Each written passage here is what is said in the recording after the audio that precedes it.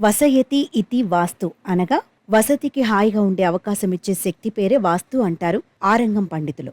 అందుకే ఎన్నో ప్లాన్స్తో దిక్కు దశ చూసి కడతారు. అవన్నీ ఒకెత్తైతే అసలు మనం నివసించే ఇంట్లో ఏమి ఉండాలి, ఏమి ఉండకూడదు అన్నది కూడా వారు చెబుతారు. ఆ వివరాలు ఇప్పుడు చూద్దాం. వాస్తు ప్రకారం ఇంట్లో కొన్ని వస్తువులు ఉండకుండా జాగ్రత్త తీసుకోవాలి.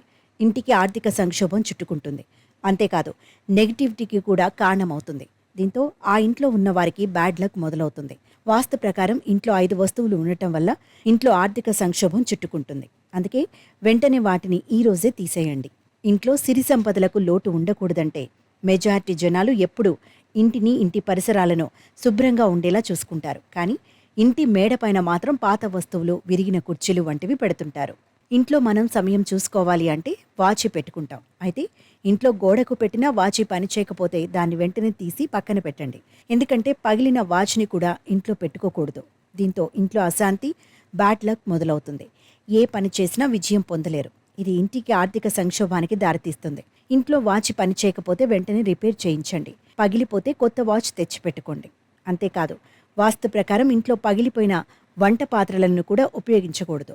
మీరు తినే ఆహారం ప్లేట్ వంటివి పాత్రలు ఇంట్లో పగిలినవి వాడకూడదు. ఇది ఇంటికి నెగిటివిటీని తీసుకొస్తుంది. రిలేషన్షిప్లో బ్రేకప్కు కూడా కారణమవుతుంది. ఇంట్లో అశాంతి మొదలవుతుంది. ఇలాంటి వస్తువులు ఆ ఇంటి అన్ని శక్తులను దెబ్బతీస్తాయని పండితుల వ్యాఖ్యానం. కాబట్టి పొరపాటున కూడా విరిగి పాడైపోయిన వస్తువులు ఎప్పుడూ పెట్టకూడదు. ఇంట్లో కొన్ని రకాల మొక్కలు పెట్టుకోవటం వల్ల ఇంటికి శుభాన్ని ఇస్తే, మరికొన్ని రకాల మొక్కలు పెట్టుకుంటే అశుభాన్ని ఇస్తాయి. ఇంట్లో ముళ్ళ చెట్లు అస్సలు పెట్టుకోకూడదు.